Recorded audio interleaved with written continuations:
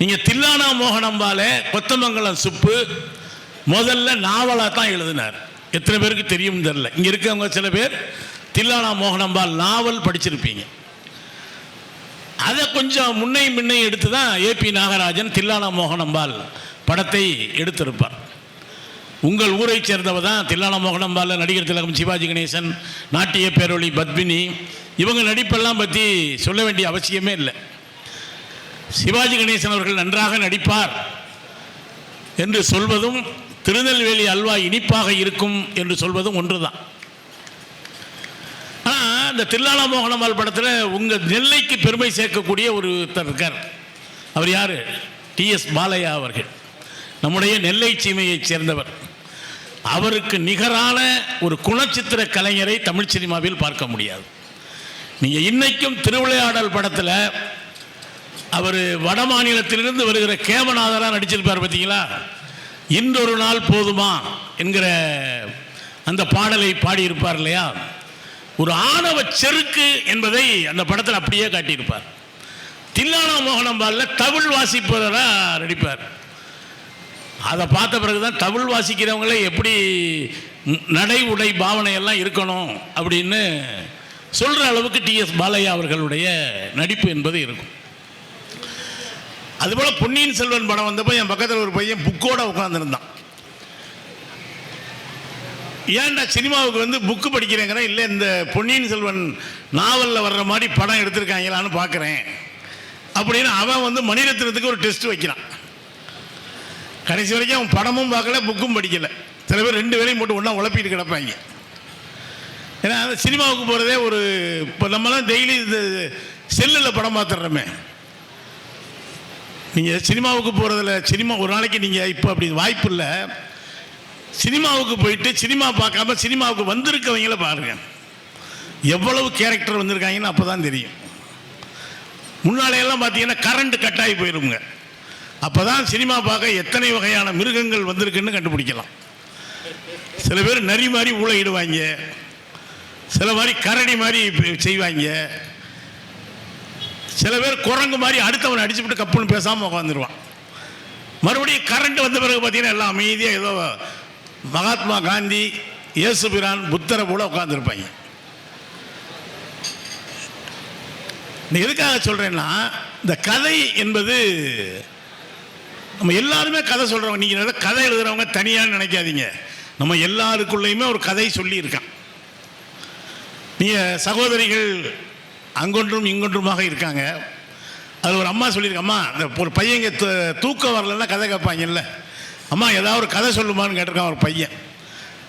அதுக்கு அந்த அம்மா சொன்னிச்சான், நான் என்ன கதை சொல்கிறது, மொப்பன் இப்போ லேட்டாக வருவான், அவன் வந்து கதை சொல்லுவான் பாரு, இப்போ வர்ற வழியில் பிரேக்கு பிடிங்கிக்கிச்சு.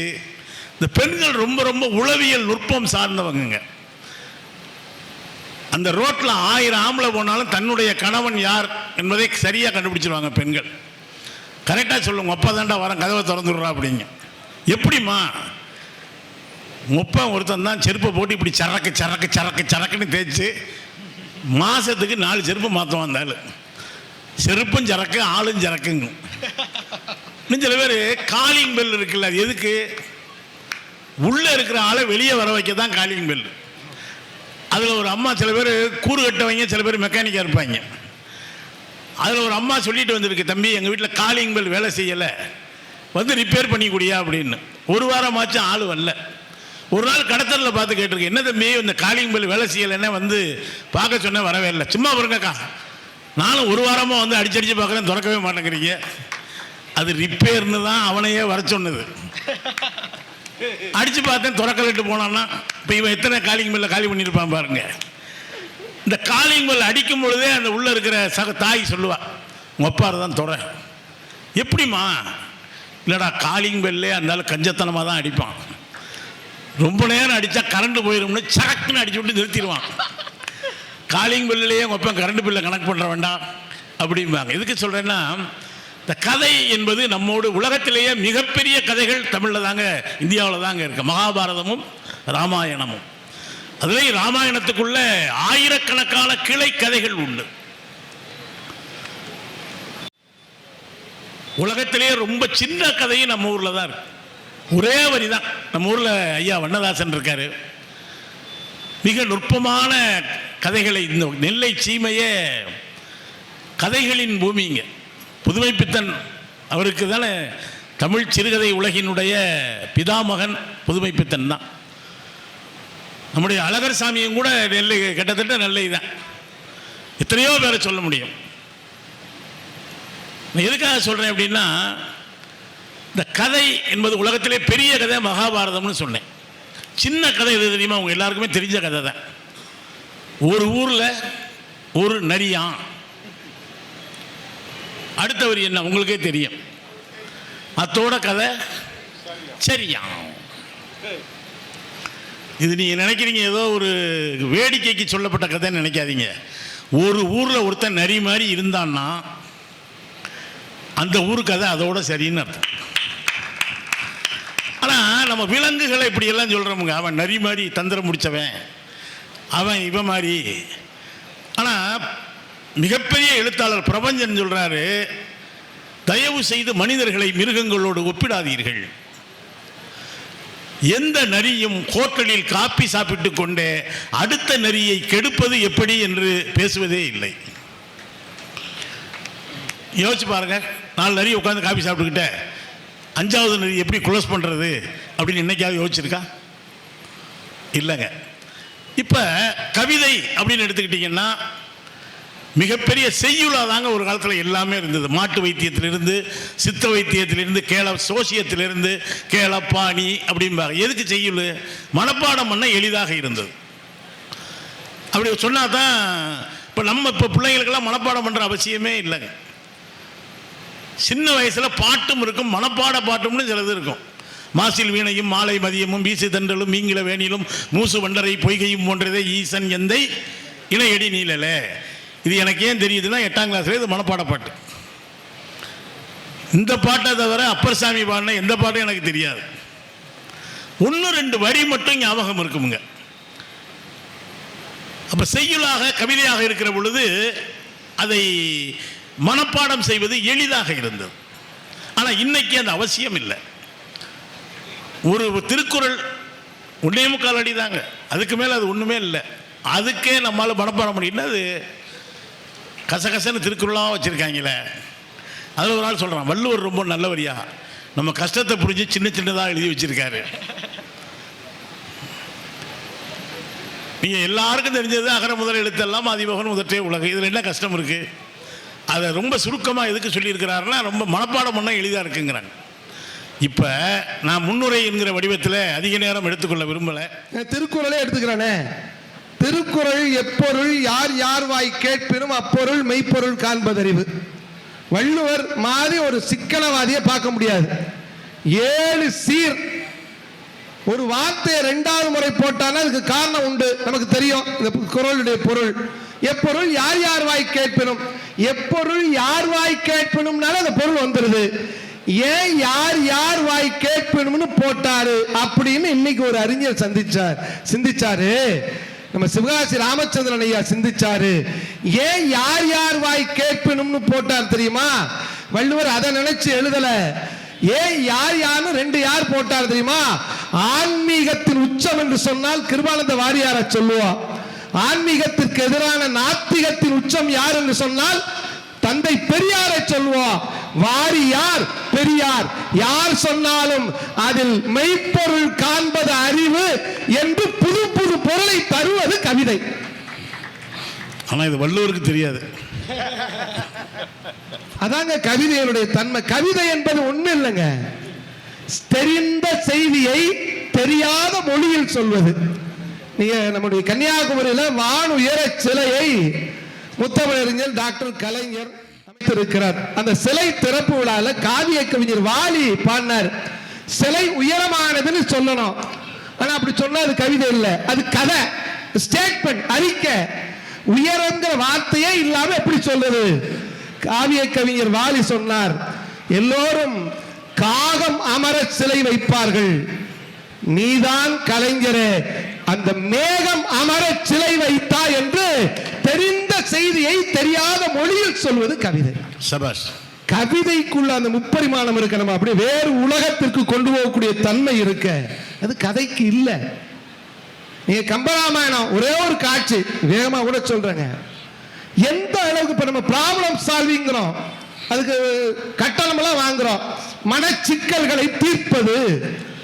கம்பன் கவி சக்கரவர்த்திங்கிற இடத்துல கவி சக்கரவர்த்தி என்று தன்னை நிரூபித்த இடங்கள் ஆயிரம் ஆயிரம். ஒரே ஒரு இடம் கார்காலம் வந்துருச்சு, சுக்ரீவன் படையோடு வரல, வாலி வதம் நடந்துருச்சு, சுக்ரீவன் படையோடு வரல. நம்மால் என்ன பண்ணிருக்கான், சுக்ரீவன் என்கிற அந்த தலைவன், கிஷ்கிந்தேனுடைய தலைவன் தண்ணியை போட்டு படுத்திருக்கான். கார்காலம் வந்தவுடனே படையோடு வரலன்னு ராமனுக்கு கோபம் வருது. ராமன் அமைதியானவன். அண்ணனுக்கு கோபம் வர்றதை பார்த்த உடனே இலக்குவன் கோபத்தின் உச்சிக்கே செல்கிறான். அவன் ஆதிசேடனுடைய அவதாரம் இல்லையா, அவன் உச்சிக்கே சொல்றான், கோபத்தோட வர்றான். கிஷ்கிந்தையை நோக்கி வர்றாங்க, கதவை எல்லாம் திறக்கல, எட்டி உதைக்கிறான், கதவு ரெண்டா போகுது. இப்ப என்ன பண்றது, அனுமனுக்கு தெரிஞ்சு போச்சு. நேரா வாலியனுடைய மனைவி தாரைகிட்ட போய் இது மாதிரி பிரச்சனை நீங்க தான் தீக்கணுங்கிற. தாரை யாரு, இறந்த வாலியனுடைய மனைவி. உடனே நான் பார்த்துக்கிறேன்னு அந்த தாரை என்ன பண்றா, தோழியர் குலாமோட வர்றா. அந்த ஒரு டைரக்டர் டச் வைப்பான் பாருங்க, எப்படி வந்தானா, இலக்குவன் பெண்களை, வேறு பெண்களை தன் கண்ணால் கூட நிமிர்ந்து பார்க்காத தன்மையுடையவன். தாரை தன் தோழிகளோடு வந்த உடனே இவன் அறியாம கோபத்தோடு வந்த அந்த இலக்குவனுடைய கோபம் கொஞ்சம் குறைஞ்சான். என்ன பண்றான் பாருங்க, சுக்ரீவன் சொல்லி வில்லை ஏந்தி கொண்டு வந்தவன் அப்படி தனுவை கீழே வச்சானா, கம்பன் போடுவான், தாமரை வதனம் சாய்த்து தனு நெடுந்தரையின் ஊன்றி. எப்படி தெரிஞ்சா, ஒரு அருமையான கற்பனை சொல்றாரு. சின்ன மாமியார், பெரிய மாமியார், மாமியார் மாமியார் அப்படி கூட்டத்தோட வரும்போது நடுவுல மாட்டிக்கிட்ட மாப்பிள்ளை எப்படி வெட்கப்பட்டு நிப்பானோ, மாமியர் குழுவில் வந்தா மாமன மைந்தன் நிற்ப அப்படி நிக்கிறான். கோபம்லாம் குறைஞ்சிச்சு. உடனே தாரை பேசுற, அப்பா நீ எப்பவுமே ராமனை பிரிஞ்சு இருக்க மாட்டியா, ஐயனி ஆழிவேந்தன் அடியினை பிரிகிறாதாய், எய்தியது என்னை அப்படின்னு சொல்லி எப்படி பேசினாலாம். உலகத்தில் இருக்கக்கூடிய இசையை காட்டிலும் மிகுந்த இனிமையான இசையை போல அவருடைய வார்த்தை இருந்துச்சா, இசையினும் இனிய சொல்லால்னு போட்டான். அந்த கேட்டால், அப்பா நீ ராமனை பிரிய மாட்டியே, நீ எப்படி பிரிஞ்சு வந்தேங்கிற குரலை கேட்ட உடனே தலை குனிந்திருந்த இலக்குவன் தலை தூக்கி பார்த்ததுக்கு வார்த்தையை போட்டிருப்பாங்க. உலக இலக்கியத்துல இப்படி ஒரு பாட்டை கம்பனை தவிர யாராவது போட முடியுமா? யார் இதை சொன்னாங்க, ஆர்கோலாம் உரை செய்தார் என்று யார் இதை பேசினான்னு அப்படி தலையை தூக்கி பார்த்தானா, அப்படியே கோபம் குறைஞ்சிருச்சா. அருள் வர சீற்றமாக அந்த பெண்ணை பார்க்கிறான். விதவை கோலத்துல எப்படி இருந்துச்சா, நிலவு மாதிரி இருந்துச்சா. இங்கதான் சிக்கல். ஒரு விதவை பெண்ணை நிலவு என்று சொல்லலாமா? கம்பன் அழகா சொல்றா, நிலவு பார்த்திருப்போம், இரவுல பிரகாசமா இருக்கும், பௌர்ணமி அன்னைக்கு. பகலில வந்த நிலவு எப்படி மங்களா தெரியுமோ அதுபோல தாரை தோன்றினாள் அப்படின்னு. ஆர்குலாம் உரை செய்தார் என்று அருள் வர சீற்றமாக்க, பார்குலாம் முழுவன் திங்கள் பகல் வந்த படிவம் போல, ஏர்குலாம் முகத்தினாலே இறைமுகம் எடுத்து நோக்கி தார்குலாம் அலங்கள் மார்பன். அப்படி பார்த்தவன உனக்கு என்ன தோணுச்சா, அப்படி விதவை கோலத்துல தாரை நிற்கக்கூடிய கோலத்தை பார்த்த உடனே லக்ஷ்மணனுக்கு தன்னுடைய தாயார் இப்படித்தான கணவனை இழந்து தசரன் இருந்து வருத்தப்படுவாங்க, கைகேயும் கோசலையும் சுமித்திரையும் என்று தன் தாயரை நினைந்து நெய்தான் என்று ஒரு மிகப்பெரிய காட்சியை கம்பன் காட்டுவார். இதை உங்களால கதையினால சொல்ல முடியாதுங்க. அது மட்டும் இல்லைங்க, கவிதைக்கு இன்னொரு வசதி இருக்கு. கதையை பாட முடியுமா? கவிதைக்கு இசை என்கிற வாகனம் துணை செய்யும். அருமையான கவிஞர் திருச்சியில இருக்கக்கூடிய என்னுடைய நண்பர் திருவள்ளுவர் சொல்வார், காதல் கவிதை கதா காலட்சேபம் எல்லாம் கதையை தனியா பாடுறாங்க. கதையை பாட முடியாது, கதையை சொல்லிட்டு கவிதையை பாடுவாங்க. நடுவர் அவர்களே, இருக்கட்டும், கதையை சொல்லிவிட்டு கவிதையை தான் பாடுவாங்க. அவர் கேட்டார், நீ இமை அசைக்கிறாயா அல்லது இசை அமைக்கிறாயா? வார்த்தையை பாருங்க, நீ இமை அசைக்கிறாயா அல்லது இசை அமைக்கிறாயா? இது அப்படியே பாரதாசன் சொல்லுவா. ஒரு காதல் எப்படிங்க, அப்படியே ஒரு பெண் படிச்சு, ஆண் படிச்சுக்கிட்டு இருக்கா, மனப்பாடம் பண்ணிக்கிட்டு இருக்கா, ஒரு பெண் வர்றா, வந்து ரொம்பலாம் பார்க்கலையா, ஒரு 1/2 செகண்ட் பார்த்தாலாம். பார்த்த உடனே அவ அப்படியே புத்தகம் பறக்குதான். போறான் பாருங்க, கூடத்திலே மனப்பாடத்திலே விழி கூடி கிடந்திடும் ஆணழகை. பெண்களின் பார்வை குளிர்ச்சியான பார்வை சொன்னா போதும்ல. அவனுக்கு பத்தல, பாரதாசனுக்கு குளிர்ச்சியான பார்வை இல்லையா, மலர் போல குளிர்ச்சியான பார்வை பத்தல. ஓடையில ஜிலு ஜிலுன்னு ஓடக்கூடிய ஓடையில பூத்த பூவ மாதிரி குளிர்ச்சியான பார்வை. ஓடை குளிர் மலர் பார்வையினாள் அவள் உண்ண தலைப்படும் நேரத்திலே பாடம் படித்து நிமிர்ந்த நம்மால் பாடம் படிச்சு நிமிர்ந்து பார்க்கலாம் 1/2 செகண்ட். பாடம் படித்த நிமிர்ந்த விழி தன்னில் பட்டு தெரித்தது மானின் விழி. என்ன ஆகும்? அவள் ஆடை திருட்டி நின்றாள். இவன் தான் 1000 ஏடு திருப்புகின்றான் என்ற ஒரு காதல் காட்சியை ஒரு ஒளிப்பட கருவியை போல படம் பிடித்து காட்டக்கூடிய தன்மை கவிதைக்கு மட்டுமே உண்டு. இது அப்படியே நல்ல கைதட்டலாம். நீங்க மெய் மறந்து கேட்டதுனால கை மறந்து போனீங்க. இசைக்கு கவிதைக்கு வாகனம் இசைதாங்க. ஒரு பாட்டு காதல் என்ன பண்ணும்? பஞ்சு என்கிற கவிஞர் எழுதினார், வாழ்க்கையில் ஒரு முறை கூட காதலிக்காதவன், வாழ்க்கையில் ஒரு முறை கூட காதலிக்காதவன் பன்றிப்பாலை குடித்துத்தான் வளர்ந்திருக்க வேண்டும் என்று ஒரு பம்பாய்க்காரன் சொன்னான். அந்த பாலை நான் குடித்து வளர்ந்திருக்க கூடாதா? காதல் படக்கூடிய அவஸ்தை.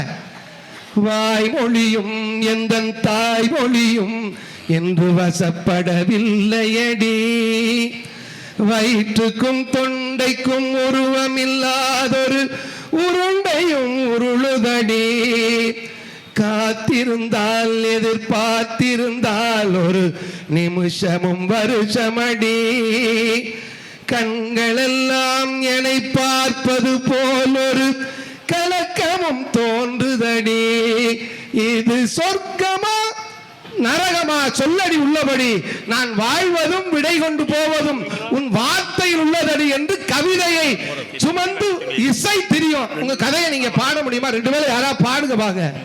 ஒரு புது கவிதையில அழுறாங்க.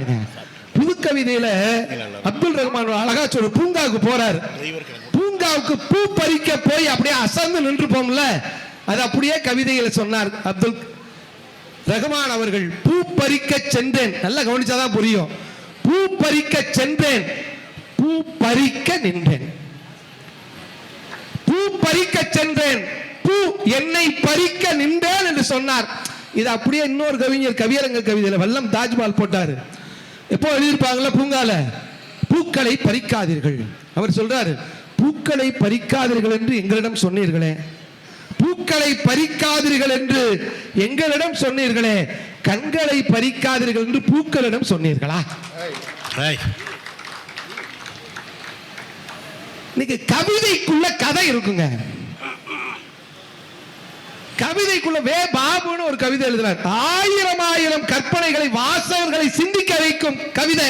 ஆனா இது தட்டையானது. விபத்து நடந்தது, இறந்து கிடந்தான், காவல் அதிகாரிகள் சுற்றி வந்தார்கள், அவனுடைய இறந்து கிடந்தவருடைய அலைபேசி ஒலித்தது. நான் கவிதையை சுருக்கமா சொல்றேன். ஒரு காவல் அதிகாரி கொண்டு வந்து கொடுத்தாரு. இன்னொரு காவல் அதிகாரிட்ட, சார் அவருடைய செல்போன்ல இருந்து யாரோ அம்மூன்னு ஒருத்தவங்க கூப்பிடுறாங்க சார். கவிதை எப்படி முடிப்பார் வே பாபு? இறந்து கிடந்தவனின் விழிகள் சற்று நேரம் திறந்து மூடியது. யார் அந்த அம்மு? கவிதைக்குள் கதை இருக்குங்க. நீங்க ஒரு மிகப்பெரிய சமூக அவலங்களை குறுகிய வார்த்தைகளில் கவிதையால் தான் சொல்ல முடியும். நீங்க 4 பக்கம் சிறுகதை, 8 பக்கம் புதினம், அறிவுமதி, பாவலர் அறிவுமதி மிகப்பெரிய சமூக கொடுமையை 3 அவர்களை சொல்லியிருப்பார். அதான் கவிதையினுடைய அடர்த்தி. மரக்கிளையில் குழந்தை, இப்ப கூட ஒரு குழந்தை கை குழந்தையோடு தின்னுட்டு இருந்தார். மரக்கிளையில் தொட்டிலில் குழந்தை, வரப்பில் பண்ணையார். வார்த்தை கொஞ்சம் தான், நீங்க நினைச்சுங்க. மரக்கிளையில் தொட்டிலில் குழந்தை, வரப்பில் பண்ணையார். அந்த பொண்ணு என்ன பண்ணுவா? குழந்தை அழுகுது, கலவரிச்சதுக்கா சொல்லல, பயிரில் சிந்தியது தாய்ப்பால் என்ற கனமான வரிகளை கவிதையால் தான் கடத்த முடியும். நீங்க வாசகனையும் கவிஞன் ஒரு அடி எடுத்து வச்சான்னா வாசகன் சதுரங்கம் போல இன்னொரு அடி எடுத்து வைக்கக்கூடிய வாய்ப்பு கதைக்கு இல்ல. முடிவை நகர்த்துக்கக்கூடிய பொறுப்பு வாசகனுக்கு உண்டு. அதான் சொன்ன ஒரு கவிஞன், கவிதையின் ஒரு வாசலை கவிஞன் திறக்கிறான், மற்றொரு வாசலை வாசகன் திறக்கிறான். நான் எங்க ஊர் கவிஞர் கனகராஜன் எழுதினாரு, குப்பை தொட்டியில் எச்சில் இலை ஒன்று வந்து விழுந்தது, 4 கால் பாய்ச்சலில் நாய் ஒன்று ஓடி வந்தது, பிச்சைக்காரன் ஒருவனும் ஓடி வந்தான். நம்மள்ட்ட கேள்வி கேட்கிறார், நாம எதை விரட்டுவோம்? எதை விரட்டுவோம் சொல்லுங்க பாப்போம். குப்பை தொட்டில எச்சில் எல்லாம் விழுந்துச்சு, 4 கால் பாய்ச்சல நாயும் வந்துச்சு, ஒரு பிச்சைக்காரனும் ஓடி வந்தான். நாம் எதை விரட்டுவோம் சொல்லுங்க பாப்பா. யாராவது கவிதை எப்படி நம்ம முடிச்சாரு? நம்ம சில பேர் நான் கேள்வி கேட்பேன், நாயை விரட்டுவோம், பிச்சைக்காரன் சாப்பிட்டோம், பிச்சைக்காரன் விரட்டுவோம், அந்த ஜீவராசியா சாப்பிட்டோம்.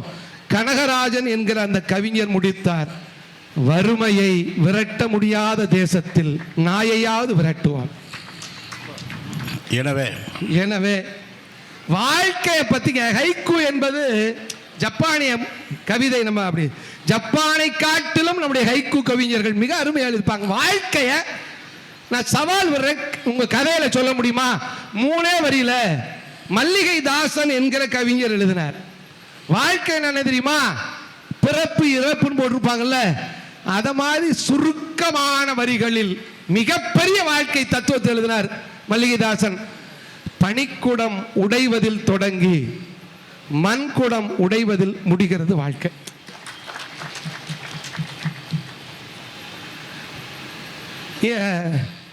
சுபி முருகன் ஒருத்தர், சாதாரண விஷயங்களை அசாதாரணமாக சொல்வது கவிதை. அகவெளியில் சுருதி கூட்ட ஒரு மௌன வெப்பம் பாருங்க. கவிஞர் பாலா, காற்றின் இசை கேட்டிருக்கீங்களா நீங்க? காற்றின் பாடல், பாடல் எல்லாமே காற்றின் பாடல் தானே. காற்றின் பாடல் தலையசைத்து ரசிக்கும். என்ன கவிதை என்ன முடிக்கலாம்? வாசகன் நினைப்பதை கவிஞன் முடிக்க மாட்டான். காற்றின் பாடல் தலையசைத்து ரசிக்கும் மரங்கள். முடிஞ்சு போச்சு. இதை மேத்தா சொல்லியிருப்பாரு வேற விதமா. தாங்க முடியாத மகிழ்ச்சியில் மரங்கள் தலையாட்டுகின்றனவே, தாங்க முடியாத மகிழ்ச்சியில் மரங்கள் தலையாட்டுகின்றனவே, பூமிக்கடியில் வேர்கள் புல்லாங்குழல் வாசிக்கிறதா. மேத்தாக்கு ஒரு கைத்தட்டு கொடுக்க பாப்பா. அப்படி ரசிக்கக்கூடிய கவிதை முடிச்சிடுறேங்க. நீங்க கவிஞன் தான் தீர்க்கதரிசி, கதையாசிரியர் தீர்க்கதரிசின்னு எங்கேயும் சொன்ன கிடையாது. எங்க ஊர் கவிஞர் தமிழ்ச்செம்மல் தங்கமூர்த்தி எழுதியிருப்பார். 1984 எழுதிய கவிதை. அந்த கவிதை எழுதப்பட்ட போது தென்னாப்பிரிக்கா விடுதலைக்காக 24 ஆண்டுகளுக்கு மேல் சிறையில் இருந்த நெல்சன் மண்டேலா சிறையில் தான் இருந்தார். ஒரு கவிஞன் எழுதினான், கருப்பு ஆட்சிக்கு வரும், இன்று அந்தியிலும் நாளை ஆப்பிரிக்காவிலும் என்று எதிர்காலத்தில் நடக்க இருக்கக்கூடிய சமூக விடுதலையை விதையாக சொல்வது கவிதை. கதைக்கு அந்த வாய்ப்பில்லை என்று சொல்லி நன்கு நம்முடைய ஆதர்சன எழுத்தாளர் ஜெயகாந்தன் சொல்வார், கூட்டம் எங்களுக்கு தேவையில்லை, கூட்டமான மனிதர்கள் தேவையில்லை, கூர்மையான மனிதர்கள் தான் இலக்கியத்தை வாழ வைக்கிறார்கள் என்ற வகையில். ஆனால் கவிதை படிக்கிற பொழுதே பல வகையான சிந்தனைகளை ஏற்படுத்தக்கூடியது அப்படின்னு எல்லாம் சொல்லியிருக்கிறாரு. இதுக்கெல்லாம் தம்பி விஜயை நம்பி என்ன சொல்கிறார் அப்படின்னு தெரியல. கதை அணியில் அவரை நம்பி இறக்கி விடுறோம். இப்போ வாங்க தம்பி. புரட்சி பாதையில் வலிமையான ஆயுதம் கை துப்பாக்கிகளை விடவும் புத்தகங்கள் தான் என்று சொன்ன லெனினின் வார்த்தைகளை முன்வைத்து அவையிலுள்ளோர் அனைவருக்கும் உங்கள் பாசத்திற்குரிய சகோதரனின் நேசத்திற்குரிய வணக்கங்களை உரித்தாக்கிக் கொள்கிறேன். நல்லா உற்சாகமாகவே நீங்க கைத்தட்டலாம். உங்கள் வீட்டு பிள்ளை வந்து முன்னாடி நிற்கிறோம்.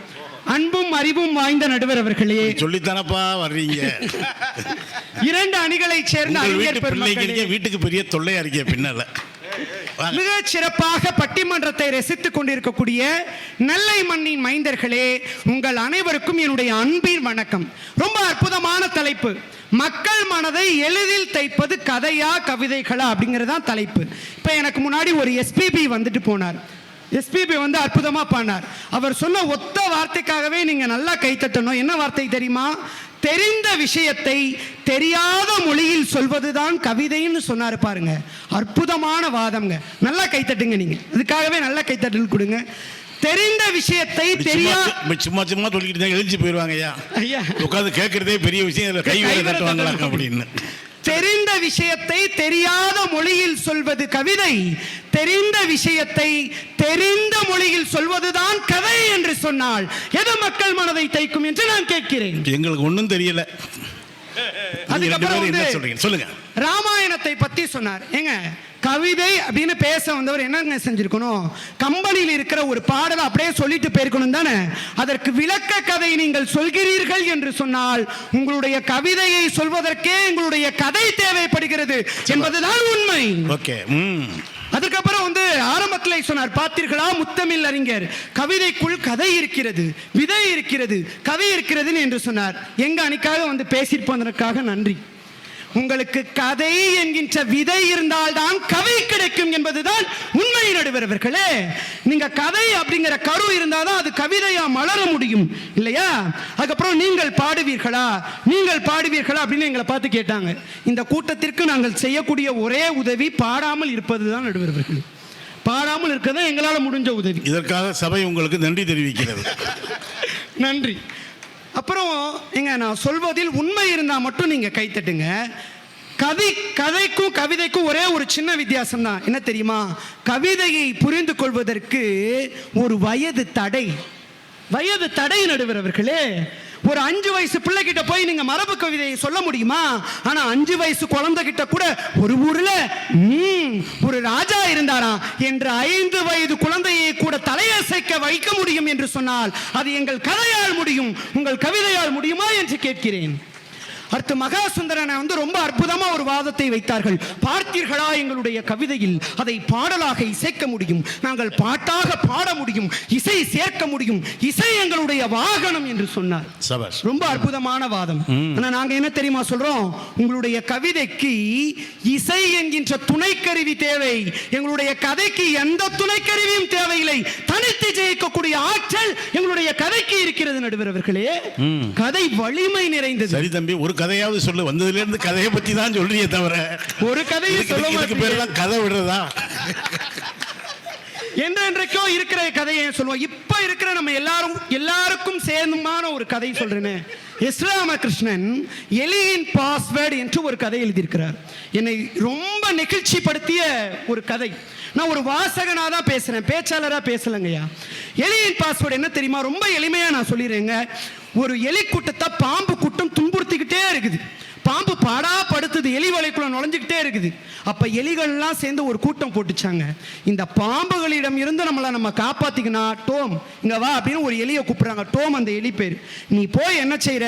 பள்ளிக்கூடத்துல சேர்ற, கல்லூரியில சேர்ற. கல்வி என்கின்ற ஆயுதம் நம்முடைய கைகளில் இருந்தால் இந்த பாம்பு கூட்டத்தால நம்மளால ஒண்ணுமே பண்ண முடியாது, போய் படி அப்படின்னு சொல்லிட்டு வந்துடுது. டோம் போய் பள்ளிக்கூடத்தில் சேர்ந்து கல்லூரியில் சேர்ந்து படிச்சுட்டு வருது. வந்த உடனே நம்ம ஃபோனுக்கு லாக் போடுறோம்ல, அது மாதிரி தன்னுடைய வலைக்கு லாக் போட்டுருச்சு. எந்த பாம்பாலையும் வலைக்குள்ள போகவே முடியல. இப்ப பாம்பு கூட்டம்லாம் சேர்ந்து ஒரு கூட்டம் போட்டுச்சு. அவங்க என்ன படிச்சாங்க? அதுதானே நம்மளும் படிப்போம். ராக் இங்க வா அப்படின்னு ஒரு பாம்பை கூப்பிடுறாங்க. பாம்பு கூட்டத்துல இருந்து ராக் வருகிறார். வந்தோடனே ராக் நீ போய் படி அப்படின்னு படிக்க வைக்கிறாங்க. அவர் இப்பதானே இந்த எப்படி சைபர் கிரைம் மாதிரி ராக்கும் படிச்சு ஒரு பிளானா போட்டு அந்த வலையை உடைக்கலாம் நினைக்குது. ஒரு பாஸ்வேர்டு போட்டோன்னு இன்னொரு பாஸ்வேர்டை எலி கூட்டம் உருவாக்கிது. இப்படி தோத்துக்கிட்டே இருக்குது பாம்பு, ஜெயிச்சுக்கிட்டே இருக்குது எலி. ஒரு முயல் நடுவில் வந்துச்சுங்க. இந்த பாம்பு மெதுவா ஊர்ந்து போய் முயல் கிட்ட கேட்டுச்சான். இதுதான் கதை நம் கைகளில் தரக்கூடிய அறம் நடுவர் அவர்களே. பாம்பு ஊர்ந்து போய் அந்த முயல் கிட்ட கேட்டுச்சனா, முயல் அவர்களே, எலி கூட்டமும் படிக்க தான் செஞ்சிச்சு, நாங்களும் படிக்க தான் செஞ்சோம். ஆனா அவங்க ஜெயிச்சுக்கிட்டே இருக்கிறாங்க, நாங்க தோத்துக்கிட்டே இருக்கோம், ஏன் அப்படின்னு கேட்டோன்னே அந்த முயல் சொன்னிச்சான், எலி கூட்டமும் படிச்சது, நீங்களும் படிச்சீங்க, ஆனா அவங்க ஜெயிக்கிறாங்க, நீங்க தோக்குறீங்க. ஏன் தெரியுமா? எலி கூட்டம் தான் பற்ற கல்வியை, தான் பெற்ற ஞானத்தை தன்னை பாதுகாத்துக் கொள்ள பயன்படுத்துகிறது, அதனால் அது ஜெயிக்கிறது. நீங்கள் கற்ற கல்வியை பிறரை அழிக்க பயன்படுத்துகிறீர்கள், அதனால் நீங்கள் தோற்கிறீர்கள் என்று ஒரு முயல் பதிவு செய்ததாக எஸ் ராமகிருஷ்ணன் பதிவு செய்கிறார் என்று சொன்னால், இது ஏற்கனவே தமிழ்நாட்டில் அருமையான கதை. நீங்க சொன்னது ஒரு எளிமையா சொல்லியிருப்பாங்க கிராமத்துக்காரங்க. என்னன்னா, துரத்துகிற புலியின் கால்களை விட தப்பித்து ஓடுகிற மானின் கால்கள் வலிமையானவை அப்படின்னு சொல்லியிருப்பாங்க. இதை தான் அற்புதமாக கதையாக்கியிருக்காரு நம்ம எஸ்ரா. எவ்வளவு அற்புதமான கதையை நம்முடைய கைகளில் அறங்களாக கொடுக்கிறது நடுவர் அவர்களே. நம்முடைய மண்ணின் அறத்தை போற போக்கில் ஒரு விதை போல தருகிற அறத்தை கதைகள் தான் செய்கிறது. கவிதைகள் ரசிக்க வைக்கும், வியக்க வைக்கும். ஆனால் நம்மை உணர்த்துவது கதைகளாகத்தான் நடுவர் அவர்களே இருக்கிறது. கதைக்கு அவ்வளவு பெரிய ஆற்றல் இருக்குது. மற்ற கவிதையை விடவும் கதை ஏன் சிறந்ததுன்னு சொல்லணும்ல. ஏன் கவிதையை விட கதை சிறந்தது தெரியுமா? இன்றைக்கும் எங்களுடைய ராஜபாளையத்தில் நடுவர் அவர்களே தண்ணீர் தேசம் படிச்சுட்டு ஒரு அண்ணன் தமிழ் ரோஜான் பேர் வச்சிருக்கிறார். நான் பார்த்த சாரதியினுடைய குறிஞ்ச மலரை படிச்சுட்டு பூர்ணிமான் பேர் வைக்கிறாங்க. கதையின் மாந்தர்களை தங்களுடைய குடும்பத்து உறுப்பினர்களின் பெயர்களாக மாற்றி அழகு பார்க்கிற தேசமாக நம்முடைய தமிழ் மண் இருக்கிறது என்று சொன்னால், வேல்பாரி படிச்சுட்டு கூட நிறைய பேர் ஆதினி ஆதன்லாம் பேர் வச்சிருக்காங்க. அப்ப கதைகள் எவ்வளவு உயர்வானது நடுவர் அவர்களே. வேற ஒண்ணுமே வேணாம். இப்போ ஒருத்தர் பேர் சொன்னோன்னே இந்த அரங்கம் அப்படி கை தட்டும். ஒரு எழுத்தாளர் எழுத்து சிங்கம் வார்த்தைகளில் கர்ஜிக்கக்கூடிய ஜே.கே. ஜெயகாந்தன் என்று சொன்ன உடனே அரங்கம் ஆர்ப்பரிக்கிறது. எங்க குருநாதர் சொல்வார் நடுவர் அவர்களே, இன்னைக்கு என்னப்பா பயலுக புல்லட் பைக் ஓட்டிட்டு போறது, ஆப்பிள் போனை கையில வச்சிருக்கிறது தான் கெத்துன்னு நினைக்கிறீங்க. எங்க காலகட்டத்தில் எது தெரியுமா கெத்து? பைக் ஓட்டுறதோ ஆப்பிள் போன் கையில இருக்கிறதோ கெத்து இல்ல. ஜெயகாந்தனுடைய கதையை எங்களுடைய கைகளில் வைத்திருப்பது தான் எங்களுக்கு கெத்து என்று ஒரு தலைமுறை நம்பியது என்று சொன்னால், கதைகள் வலிமையானது, கவிதையை விடவும் வலிமையானது. நான் ஒரு கதை சொல்லிட்டு நிறைவு பண்றேன் நடுவர் அவர்களே. எனக்கு ரொம்ப பிடிச்ச கதை. ஏன் கதை முக்கியம், ஏன் கதை எளிதில் நம்மை வந்து தைக்குது அப்படிங்கறதுக்கான கதை ஒரு மனுஷன் ஒரு கதைங்க. என்னை பாதித்த மிகச்சிறப்பான ஒரு கதை. அது அந்த கதை என்ன தெரியுமா சொல்லுது? பணக்கார பசங்களா சேர்ந்து நடுவர்களே குற்றாலத்துக்கு குளிக்க போறாங்க. இதுதான் கதை. இப்படிதான் ஸ்டார்ட் ஆகுது. குளிக்க போறாங்க. புளியங்குடி பக்கத்துல ஒரு பாட்டி மாங்காய் கீத்து விற்கிறாங்க. எச்சு ஊறும் மாங்காவை பார்த்தோன்னு. அப்போ மாங்காய் வாங்கி சாப்பிடலாம் அப்படின்னு சொல்லி இறங்கலுங்கிறாங்க. ஒரே ஒரு பணக்காரன் மட்டும் கத்துறான், போய் கிளவி தூசியா இருக்கு, இந்த மாங்காய் வாங்கி நான் சாப்பிடவா, எனக்கு வேணாம் அப்படின்னு. இறங்கி எல்லாரும் மாங்காய் சாப்பிட்றாங்க. அந்த பணக்காரன் மட்டும் மாங்காய் வாங்காம இருக்கான். எச்சு உறுதியாக மாங்காய் வாங்கி சாப்பிட்றான். எவ்வளோ பாட்டி அப்படின்னு கேட்டோன்னே 2 ரூபா 20 ரூபா ஆச்சுப்பா அப்படின்னு பாட்டி சொல்றாங்க. 500 ரூபாய் எடுத்து கொடுக்குறான். 500 ரூபாய்க்கு சில்லறை இல்லையப்பா அப்படின்னு சொல்லி பாட்டி சொன்னோன்னே அந்த பணக்காரன் இருக்கான் பாருங்க, ஓங்கி கத்துறான். இதுக்கு தான்டா சொன்னேன் காரை நிப்பாட்டி இப்படிலாம் பாட்டி கிட்ட மாங்காய் வாங்கி திங்கணுமா அப்படின்னு கத்துறான். அப்புறம் பாட்டி தேடி பார்க்கறாங்க, சில்லறை இருக்கிறான்னு 200 ரூபாய் இருக்கு. 200 ரூபாய் கொடுத்தோன்னே பாட்டி சொல்லுது, ஏப்பா இப்பதானே வந்தேன், 200 ரூபாய்க்கும் சில்லறை இல்லைன்னு கோபத்தினுடைய உச்சியில கத்துறான் அந்த பணக்காரன். இதை பார்த்து கொண்டே இருந்த பாட்டி சொன்னாங்களாம், எப்பா ஏன் தேடிக்கிட்டே இருக்கிறீங்க, 200 ரூபாய்க்கு சில்லறை இல்லையா? சில்லறை இல்லைனா பரவாயில்ல, ஊர்ல இருந்து என் பேர பிள்ளைங்க வந்து மாங்காய் சாப்பிட்டா நான் காசாயா கேட்க போறேன், நீங்களும் என் பேர பிள்ளைங்க மாதிரி தான் குற்றாலத்துக்கு போறீங்க, சூதானமா குளிச்சுட்டு வாங்கன்னு. இது பாட்டி கதை. இங்க முடியலங்க. அதுவரையில் உச்சசாயில் கத்திக்கொண்டிருந்த அந்த மிகப்பெரிய பணக்காரன் பஸ்ல இருந்து ஒரு 2000 ரூபாய் நோட்டை எடுத்து பாட்டி கிட்ட போய் கொடுத்துருக்கான். என்னப்பா 2000 ரூபாய் தரேன்னு கேட்ட உடனே அந்த பணக்காரன் சொன்னா, பாட்டி ஊர்ல இருந்து உன் பேரப்புள்ள வந்து 2000 ரூபாய் கொடுத்தா வாங்க மாட்டேன்னா சொல்ல போற பாட்டி, நானும் உன் பேரப்புள்ள மாதிரி தான் பாட்டி, வச்சுக்கோ பாட்டி என்று சொன்னான். என்று சொன்னால் மனிதர்களுக்குள் இருக்கின்ற மானுட நேயத்தை, அன்பை, பேரன்பை, ஈவு இரக்கத்தை இந்த கதைகள் தான் மானுடர்களுக்கு கடத்துகிறது என்று சொன்னால், கவிதைகளை விடவும் கதை தான் உயர்ந்தது என்று சொல்லி சபாஷ். 2 கதைனாலும் சும்மா தைக்கிற மாதிரி சொல்லிட்டார். ஒன்று இந்த 2000 ரூபாய் கதை கொஞ்சம் பழைய கதைன்னு நினைக்கிறேன். அநேகமாக இந்த பண மதிப்பிழப்புக்கு முந்தைய கதையை போல இருக்கு. இந்த ஊரில் தாங்க மனம் மதிப்பிழக்க மாட்டேங்குது, பணம் மதிப்பிழந்துருது. இந்த 2000 ரூபாய்க்கு வந்தப்போ எவ்வளோ கூத்தடிச்சாங்க தெரியுமா? இந்த 2000 ரூபாய் யாரும் பதுக்க முடியாது. உள்ள ஒரு ஜிப்பு வச்சுருக்காங்க. இங்கே பல பேருக்கு பேண்டே ஜிப் இல்லாமல் தெரியுறாங்க. இவங்க 2000 ரூபாய்க்குள்ள ஜிப்பு வச்சுருக்காங்களாம். இதை கொண்டாவது யாராவது பதுக்கி வச்சா சேட்டலைட்டை வச்சு கண்டுபிடிச்சிருவாங்கன்னாங்க. அதெல்லாம் 2000 நோட்டு வர்றதுக்கு முன்னாலேயே பல பேர் வச்சுருந்தாங்க. என்ன கணக்கு வழக்குன்னே தெரியல. ரொம்ப அற்புதமாக விஜய நம்பி 2 கதையை சொன்னார். ஒன்று, எப்படி எளிய மக்கள் எப்பொழுதுமே ரொம்ப நல்லவங்களாக இருக்காங்க. இப்போ கூட ஒரு தூய்மை பணியாளர் 45 பவுனு நகையை எடுத்து கொண்டு போய் இப்போ பவுனு என்ன விலை விற்கிது யோசிச்சு பாருங்க.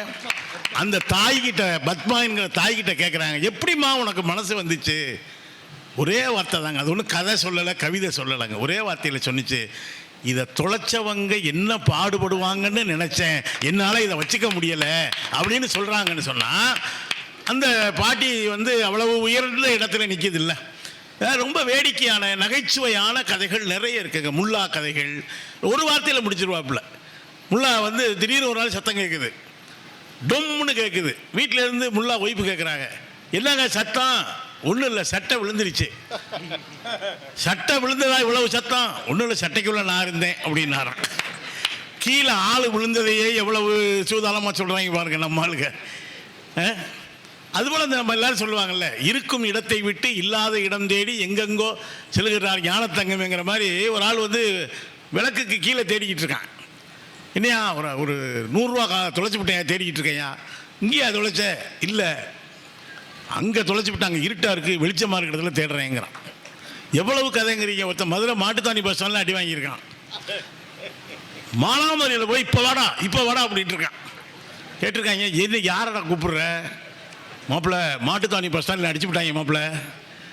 அங்கே அடித்ததுக்கு ஏன் மானாமரம் பஸ் ஸ்டாண்டில் சவுண்டு விட்ற? ஏன் சொந்தக்காரங்க பூரா இங்கே தானே இருக்கேன், இங்கே ஆள் இருந்தால் தாங்க சவுண்டே வருது. அற்புதமாக 2 கதையை 2 கதை அவ்வளோதாங்க முடியும்.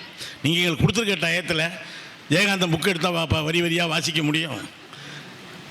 நீங்கள் பாரிஸுக்கு போன ஒரு நாவல் இருக்குது, படித்து பாருங்கள். ஒரே ஒரு வார்த்தை சொல்லி ஜெயகாந்தன் தத்துவம் மாதிரி பேசுவாருங்க. அவர் சொல்லுவார், விடியா நம்ம சொல்லுவோம்ல, எவ்வளவு கஷ்டத்தை வச்சு வீட்டில் என்ன சொல்லுவாங்க, விடியா பார்த்துக்கலாமியா, விடியா பார்த்துக்கலாமியா, விடியா, ஏன் இது ஒரு பெரிய விஷயமாயா? உடனே அவன் கேட்பான், இப்படி எதுக்கு எடுத்தாலும் காம்ப்ரமைஸ் பண்ணிக்கன்னு சொல்றீங்க, எல்லாத்தையும் காம்ப்ரமைஸ் பண்ணால் பிலாசபி என்ன ஆகுறதுன்னு கேட்பான், தத்துவம் என்ன ஆகுறது அப்படின்னு கேட்பான். அதுக்கு அவன் சொல்லுவான், காம்ப்ரமைஸ் இஸ் மை பிலாசபி அப்படின்பான். பிலாசபி எல்லோரோட இணங்கி செல்வது. இது எங்கிருந்து வந்தது? ஒத்தது அறிவான் உயிர் வாழ்வான் மற்றையான் செத்தாருள் வைக்கப்படும். இல்லையா? காம்ப்ரமைஸ் பண்ணி எதுக்காக பண்றாங்கிறது தான் முக்கியம். 4 பேர் அனுசரித்து போடா, பார்த்து போடா அப்படின்னு சொல்கிறோம்ல. ரொம்ப அற்புதமாக தம்பி பேசியிருக்காரு.